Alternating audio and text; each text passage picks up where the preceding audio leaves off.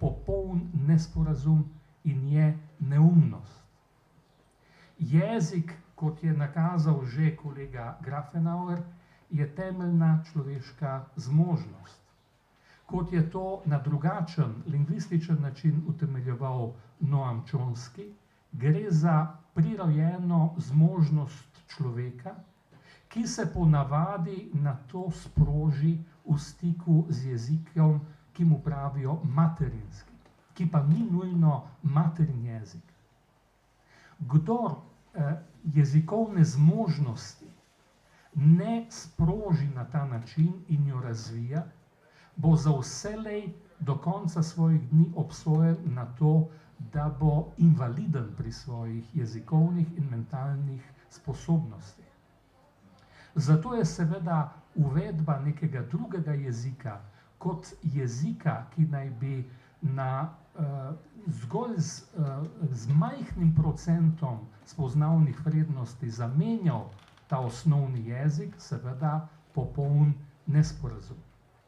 Kdor ne obvlada enega jezika na mojstrski način, nikoli ne bo obvladal nobenega drugega. Imamo seveda primere dvojezičnosti, trojezičnosti, vendar tukaj gre zmeraj za mojstrsko obvladanje jezika. Tisto, kar je seveda tukaj osnovni problem, o katerem ne na naših univerzah, ne seveda v parlamentu, ne v medijih, nihče pravzaprav ne spregovori, je med drugim problem, da velika večina profesorjev ni sposobna kompetentno predavati v angleškem jeziku. Na univerzi v Lövnu, na katoliški univerzi Löwen, ki je ena izmed najstarejših evropskih in še zmeraj je ena najboljših, so pred kratkim opravili anketo o jezikovnih kompetencah svojih profesorjev v angleščini. Ugotovili so, da 85% ene izmed najboljših svetovnih univerz, 85% teh profesorjev ne bi opravilo izpita pri angleščini. Upam si reči, da bi ta odstotek pri naših univerzah bil še seveda višji. To seveda ne pomeni, da ti profesorji ne znajo komunicirati v angleščini, da ne znajo brati angleških tekstov. Pomeni pa, da seveda ne obvladajo jezika na ta način, da bi zmogli svojim slušateljem, slušateljicam posredovati dejansko jezikovno, poglobljeno in seveda skrajno diferencirano jezikovno znanje, ki je seveda potrebno za znanost. Če smo tukaj pri primeru nizozemskega jezika, iz katerega tudi prevajam, kakor prevajam recimo iz 10 drugih, in o angleščini govorim pač z avtoriteto gostujočega profesorja na ameriških univerzah in prevajalca ne samo iz angleščine, ampak tudi v angleščino. In s prevodi, ki so objavljeni v Ameriki, Angliji in na Irskem. In zaradi tega vam moram končno te stvari zelo jasno povedati. Če bomo dovolili, da v angleščini predavajo Slovenci, bomo imeli dvojno vrsto nekompetentnosti, dvojno vrsto nesposobnosti. Imeli bomo generacije, ki ne bodo obvladale ne lastnega jezika in seveda tudi angleščine ne, ki ne bodo mogle tekmovati tudi na mednarodnem trgu, če ne uporabim seveda ta ekonomski izraz. Obstaja zelo natančna analiza posledic uvedbe angleščine na nizozemske univerze v zadnjih desetletjih. Analiza je pokazala katastrofalne posledice. Nizozemščina, jezik, katerega prvi pisni pesniški dokumenti, besedila datirajo iz srednjega veka in so nastali na flamskem, je nato doživela izjemno bogat razvoj. Biblična protestantska nizozemščina je čudovit jezik, ki še zmeraj odzvanja pri najboljših sodobnih pisateljih. Angleščina, ki so jo vpeljali na splošno kot jezik predavanj, je vplivala na nizozemščino na ta način, da je jezik postal neprimerno bolj pragmatičen, stvaren, konkreten po eni strani, po drugi strani pa so na nemost, na marginalizacijo, na osiromašenje bile obsojene mnoge razsežnosti tega lepega in bogatega jezika. Ko danes tudi na ravni televizijskih programov, kvizov, organizirajo tekmovanja med Flamci in Nizozemci v znanju jezika, v veliki večini primerov zmagajo Flamci, ker Nizozemci ne obvladajo več mnogih besednih obratov in izrazov, ki so bili še pred kratkim značilni za ta jezik. To je torej posledica, ki čaka naše univerze, če se odločimo za ta nepremišljen korak. Obenem moram ponovno opozoriti, da izhod nikakor ni v zapiranju v samozadostnost, v poudarjanju slovenstva kot soli zemlje, ampak je v odpiranju. In ena izmed značilnosti našega izobraževalnega sistema je tudi, da ne zahtevamo več od mladih generacij tolikšnega števila tujih jezikov, kot je bilo to značilno za prejšnje obdobje. Posledica je, da tako rekoč vsi govorijo angleško, vendar večinoma na precej kilav način. In posledica je, da v naši deželi, ki meji na Italijo, v kateri smo tako rekoč vsi, celo ne da bi se učili italijansko, znali komunicirati v tem jeziku, znanje italijanščine upada. To se je zgodilo celo z nemščino, z jezikom, iz katerega svoj čas ni bilo treba prevajati, ker so tako rekoč vsi govorili in razumeli nemško. Dogaja se celo z drugimi južnoslovanskimi jeziki. To, kar je resnica Slovenije v tem trenutku, je, da smo v jezikovnem smislu provinca in da enostavno nismo sposobni stati in se pomeriti z zahtevami trga, če naj ponovno uporabim ta tržni ekonomski izraz. Tisto, kar bi bilo treba torej narediti, je absolutno vztrajati pri dostojanstvu slovenščine, razvijati ta jezik, ki nam je dan, ki je izjemno bogat, omogoča natančno izražanje, da ne govorimo o njegovih čustvenih, simbolnih vrednostih, ki so mi kot pesniku seveda zelo blize in mi veliko pomenijo. In seveda obenem neusmiljeno prisiliti mlade generacije, da se učijo od klasičnih jezikov do seveda germanskih, romanskih, drugih slovanskih jezikov in da si na ta način razširijo obzorje. Motivacija Ministrstva za izobraževanje, slovenske vlade in najbrž tudi velikega dela slovenskega parlamenta za ta nesrečen korak je očitno kramarska.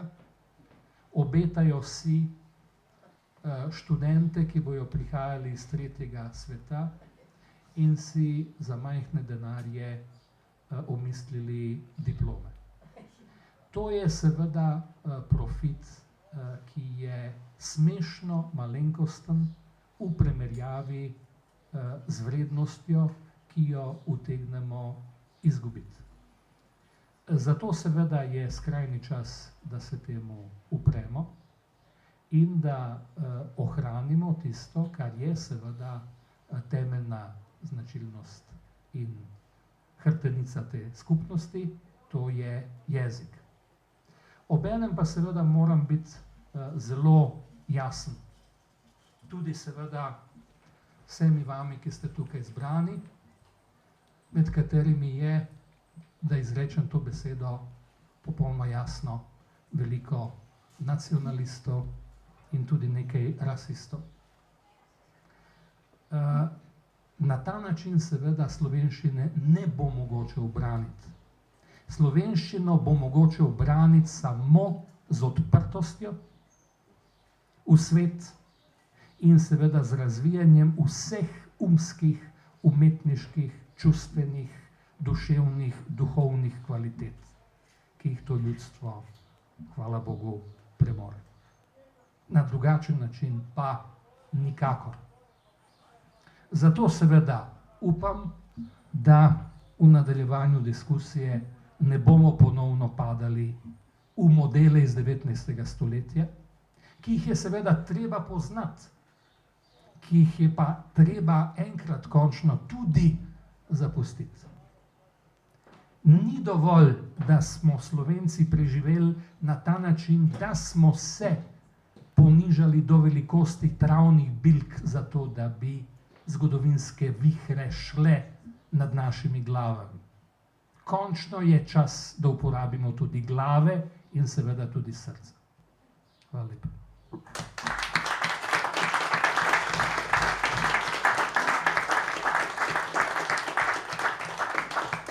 Hvala lepa profesorju dr. Borisu Novaku. Spominja me na stavek Antoana Bermana, ki pravi: vsaka kultura bi hotela zadoščati sama sebi, vendar istočasno izhajajoč iz tega zadoščanja bi se hotela širiti na področje drugih kultur in zajeti njihovo dediščino. Torej, seveda, tu se postavlja vprašanje teže logosa, ki je simbolna, kar kaže na nevarnost osredotočenja ali mitizacijo nečesa, kar lahko, če ga ne osmislimo, postane nekaj votlega. Posebej seveda to velja za znanstveni jezik in v čem je vrednost jezika pri filozofiji, bo idealno zaključil profesor dr. Dejan Komelj s svojim prispevkom in zato ga vabim še, da pristopi. Najlepša hvala za besedo. Beseda filozofije je seveda nekaj zelo izvornega za to duhovno vedo. Filozofija v primerjavi recimo s pesništvom, z umetnostjo, ki sta v razmerju do mire jezika, odgovarjata tej miri, jo utemeljujeta. Ne razvija razmerja, ampak razvija odnos. In zato je za filozofijo seveda jezik v prvi vrsti pomemben kot nosilec pomena, zato o filozofiji govorimo kot o pojmovnem mišljenju. To pa zdaj seveda filozofijo spravlja v neko stisnjeno pozicijo. Zato je moj učitelj Hans-Georg Gadamer rekel, da se filozofsko izrazje poraja iz stiske jezika. In ta stiska se danes tu lepo kaže. To je stisnjenost med kulturo in znanost. Filozofije tu ne vemo, kam dati. In seveda, to je pa iz te stiske duša filozofije, ki je v pogovoru samim seboj, torej je imanentno v govorici, prehaja k duhu. In zdaj, če sem rekel, da je za filozofijo pomemben jezik kot nosilec pomena, potem seveda filozofija tu tega nosilca ne enači z znakovnostjo. In v tem smislu odstopa od znanosti, ki jezik kot nosilca pomena jemlje kot znak. Filozofija gre k tistemu, kar ne samo nosi, ampak tudi prinaša, a pa doprinaša pomen. Torej se obrača k tistemu, kar je Husserl opredelil kot znak s pomenom. To je izraz. Za filozofijo ni važen samo pomen, ampak je važen tudi izraz. In to se kaže do te izvorne opredelitve človeka kot govornega, umnega bitja, pri čemer je tu isto kot govor, govorica, izraža odnos. Tisto, kar sem uvodoma rekel, da filozofija v primerjavi s pesništvom in umetnostjo kot razmerjem do mere jezika se veže na odnos. In tu seveda zdaj pa nastopi, glede teme, ki jo tu obravnavamo, konkretna okoliščina, kako opredeliti naš odnos do jezika. O čem se mi pogovarjamo, ko govorimo o slovenščini in o rabi slovenščine, recimo na univerzi. In tu zdaj seveda, če sem prej rekel, da se filozofija tu ne naslavlja samo na pomen, ampak tudi na izraz, bi lahko rekel, ta odnos do jezika je za filozofijo bivanje v samem jeziku. Filozofija se ne more obnašati do jezika zgolj kot svojega predmeta, kot do teme svoje obdelave pojmovne, ampak je v njem, to jo vzpostavlja kot odnos. Zaradi tega filozofija ne more, posebej filozofija v prejšnjem stoletju, v različnih smereh, ni mogla pristati na to, da bi se konstituiral nek univerzalen metajezik. Torej, metajezika ni, če bi obstajal tak jezik, bi nujno potreboval drug jezik, ki bi ga razlagal. To mislim, da je ključno ugotovitev filozofije v mnogih smereh, ki je bila vzpodbujena tudi seveda sodobno lingvistiko. In tu zdaj, če preidem k tej naši diskusiji, torej tu sem večkrat v medijih slišal nekako opredelitev predlagateljev in zagovornikov te novele Zakona o visokem šolstvu, da se moramo sprijazniti s tem, da je angleščina danes univerzalni znanstveni jezik. In to je mene posebej zmotilo, kajti angleščini danes lahko pripišemo neko občo komunikacijsko vrednost, nikakor pa ne univerzalne znanstvene vrednosti, saj bi to zanikalo univerzalizem same znanosti. In če kvečemo govorimo tu o nekem univerzalnem jeziku, je to od začetka novega veka matematika. Je pa s tem, s to trditvijo, spregledano nekaj, kar je pa bistveno za tiste, ki jih pa nekako prešinja skrb za slovenski jezik. Namreč, ko se govori o tem univerzalizmu, in tu bi se lahko tudi na vse moje seveda predgovornike skliceval, se pravi na zgodovino slovenščine v zadnjih par stoletjih, torej da je vsak jezik v tem okolju Evrope, ki je postalo globalno okolje, težil k temu, da se univerzalizira, da univerzalizira svojo rabo. In ključno vlogo potem so imele univerze. Torej, tudi v filozofiji obstaja nemški jezik, obstaja angleški jezik in filozofi smo navajeni, da prehajamo med vsemi temi govoricami, ampak vsak ta jezik se je skozi novi vek oblikoval tako, da je prišel do univerzalnega rabe. In torej vemo, kaj je to pomenilo za slovenščino, torej kakšen maraton je bil to, maraton bi lahko rekel s preprekami, niso bile prepreke samo na kratki, ampak v maratonu. In tu je zdaj naslednja zadeva, na katero je bilo tudi že opozorjeno, torej predlagatelji in zagovorniki novele pravijo, ja, seveda, treba je razvijati tudi skrb za slovenski jezik in za ohranjanje nacionalne identitete.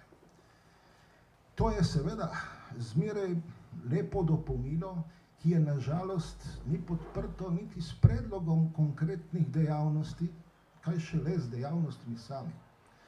Ampak tu je zdaj glavno, bi lahko rekel, nekaj, na kar lahko nasedemo. Ta skrb za nacionalni jezik, za identiteto in to je že naš dosežek. Mi smo rabo našega jezika že univerzalizirali. Ni problem občost slovenščine. Problem slovenščine danes je občevanje in občestvo, družba. In tu je zdaj glavna past, torej, da bi po eni strani se kot univerzalen znanstveni jezik javljal en jezik, ki bi uniformiral vsako informacijo. Po drugi strani bi pa mi se matrali tam z neko skrbjo za nekaj, kar bi nam sploh izginjalo, kar sploh več ne bi bilo oprijemljivo.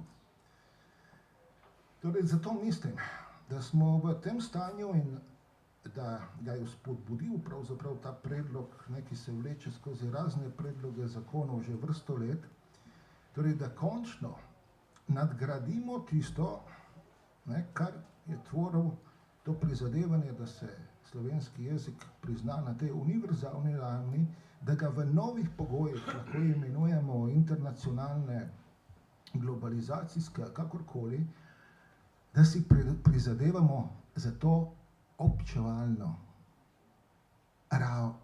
raven slovenščine oziroma ravni registre slovenščine. In tu je zdaj neka priložnost, ki jo ne velja kar tako za izpustiti. Namreč, tudi zdaj, če nekoliko uskladimo ta člen, da bo malo bolj človeški za slovenščino, za slovenščino to ne bo pomenilo nič. Torej, mi moramo, še preden ta zakon gre ven v celoti, določiti natančne parametre, kaj bo pomenila dejavnost v slovenskem jeziku na vseh ravneh. Visokošolska je pa seveda važna, ker so od nje odvisne vse ostale.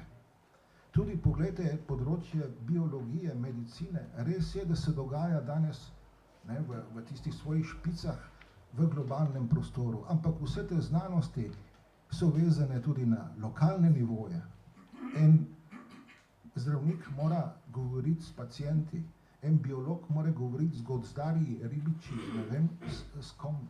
Torej, obstaja tudi ta lokalna raven, ki pa izgine, če se je ne dotika jezik.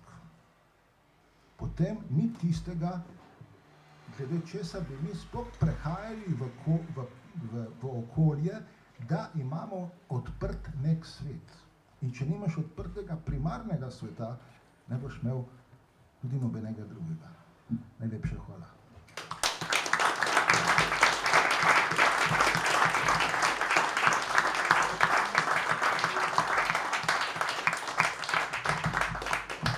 Hvala lepa vsem, ki ste posegli v ta posvet, ki ste povedali svoje misli.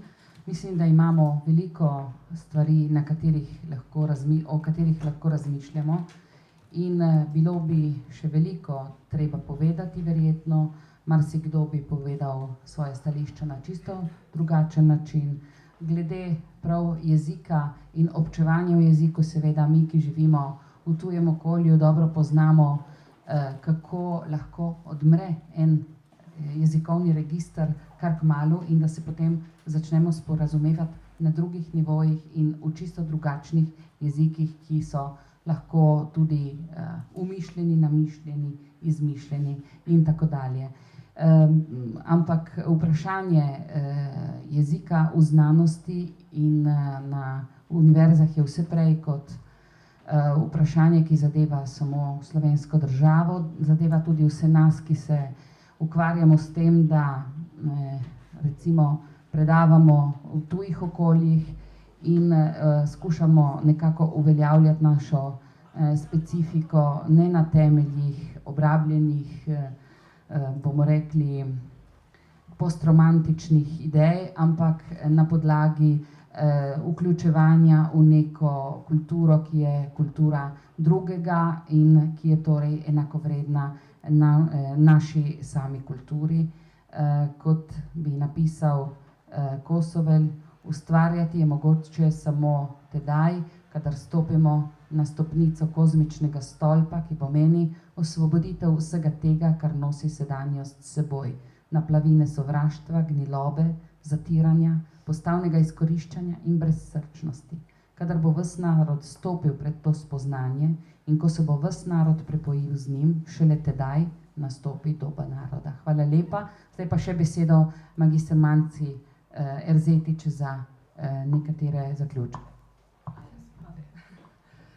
Ja, v zaključku današnjega srečanja bi sovpadno s predavanjem profesorja dr. Komela prebrala osnutek deklaracije za slovenščino, ker, kot smo že opozorili, stvari prehajajo v zelo radikalne pole in mi mislimo, da je to morda prilika za neke globje razmisleke na vseh področjih visokošolstva. Ne zagovarjamo samo humanističnih, zagovarjamo tudi tehnološke, biološke in pač nasprotne humanistične.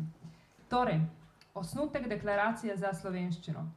Zagovor slovenščine izraža zahtevo za bolj celovito in konkretno obravnavo rabe slovenščine, kot smo ji priča ob 25-letnici osamosvojitve Slovenije. Nesprejemljiva je obravnava slovenščine kot tržnega blaga, ki naj bi ga ob pomoči tujih investitorjev čim prej privatizirali, saj sicer škodi Sloveniji na njeni svetli gospodarsko-družbeni poti. Moti tudi razglašanje skrbi za slovenski jezik, ki ne predvideva niti uresničevanja že sprejetih zakonodajnih okvirov, nezadostne pa so tudi narodne emocije, ki se zlahka staknejo s turistično promocijo slovenščine. Skrb za jezik postane dejanska, s tem da in ko narekuje jezikovne dejavnosti v govornem okolju ter delovanje v pomenskem okrožju. Zagovorniki slovenščine pozivamo Vlado Republike Slovenije naj pripravi nov temeljni načrt izrazne in sporazumevalne vloge slovenščine v sodobni družbeni situaciji ter v zvezi s tem sprejme vse potrebne naloge na ravni izvajanja visokošolskih programov, izvajanja predšolskih, osnovnošolskih in srednješolskih programov, najširšega raziskovalnega polja, spodbujanja umetniške in kulturne ustvarjalnosti, varstva kulturne naravne in tehniške dediščine, leksikografije, razvoja informacijskih omrežij, medijske komunikacije, političnega zastopanja, pravne zakonodaje in prakse, zdravstvenih uslug, socialne oskrbe, gospodarske in družbene promocije Slovenije, delovanja slovenskih združenj v mednarodnem prostoru, razvijanja večjezičnosti v evropskem in globalnem povezovanju, medverskega dialoga, globalne politike, miru in solidarnosti. Deklaracija za slovenščino se opira tudi na peticijo za vsestranski razvoj slovenskega jezika, ki ima že več kot 8500 podpisnikov. Veselilo pa me je, ko sem včeraj na mail pozno zvečer dobila podporo iz Rusije, Moskovske univerze, kolegov, s katerimi sem pred leti sodelovala, in ker sem jih obvestila o situaciji, je tako Ruska akademija nauka kot Lomonosovo, kot Forum slavistične kulture, 4 pomembne, ugledne in močne organizacije, tako akademikov kot univerzitetnih profesorjev in raziskovalcev v samem centru Rusije, torej v Moskvi, napisalo: Spoštovani kolegi, dovolite mi, da v lastnem imenu in imenu kolegom izrazim absolutno podporo in pripravljenost, da pomagamo pri ohranitvi in razvoju slovenskega knjižnega jezika, jezika visoke kulturne razvitosti, napredne znanosti in zrele državnosti. Na dolgi in zahtevni poti do priznanja slovenskega naroda in Slovenije kot samostojne države je bil slovenski jezik neizpodbitni temelj in porok za uresničevanje zgodovinskega poslanstva. Kot jezik, v katerem so zapisani najstarejši ohranjeni slovanski rokopisi v latinici, brežinski spomeniki, je pokazal svojo celovitost in razvitost s prevodi nove in kasneje še stare zaveze svetega pisma v času reformacije, zahvaljujoč duhovni razsvetljenski dejavnosti Primoža Trubarja ter Jurija Dalmatina in premagal vse težave pospešenega razvoja književnosti v času narodnega preporoda, zahvaljujoč geniju Francetu Prešernu. Brez znatnih prekinitev se je samozavestno razvijal naprej, od provincionalizma do najvišje ravni svetovne kulture in dal svetu celo plejado genialnih pisateljev, Ivan Tavčar, Ivan Cankar, Srečko Kosovel in mnogi drugi. Nenazadnje pa je ob prehodu v 21. stoletje slovenski jezik soočen s problemom opazne ekonomske nesmotrnosti, lahko bi rekli tržne nekonkurenčnosti. Z globokim obžalovanjem lahko trdimo, da se je z istim problemom srečala sodobna humanistična miselnost kot taka. Z različnih koncev sveta prihajajo zaskrbljujoče novice o omejevanju akademskih institucij, krčenju izobraževalnih tečajev ter celo o ukinjanju celotnih znanstvenih področij. Pogosto v želji po hitrih rezultatih tako imenovani efektivni menedžeri žagajo vejo, na kateri sedijo. V danem primeru je opazno namerno odsuvanje na stranski tir in želja po razvrednotenju enega od trdnih temeljev slovenske državnosti, nacionalnega jezika. V manj ostrem tonu lahko dano situacijo pojmujemo za kratkovidnost. Ukolikor jezik izgubi prednostni položaj v svoji lastni državi, ga bodo še toliko manj cenili v tujini. Ohranjanje identitete, tradicij in jezika je dediščina narodov z visoko kulturo. Ta pa še prinaša večje spoštovanje v očeh bližnjih in daljnih sosedov, tako v Evropi kot tudi širše v svetu. Danes se slovenski jezik sooča z enim od najresnejših izzivov, ki pa ne prihaja od zunaj, ampak od znotraj, z vprašanjem zrelosti lastnega naroda. Dovolite mi, da še enkrat lepo pozdravimo vse udeležence tega zgodovinskega srečanja, ki poteka med zidovi najstarejše kulturno-izobraževalnega društva Slovenske matice, kjer so se v združeno fronto povezali pisatelji, učenjaki, univerzitetni profesori in nasploh Slovenci, ki jih vodi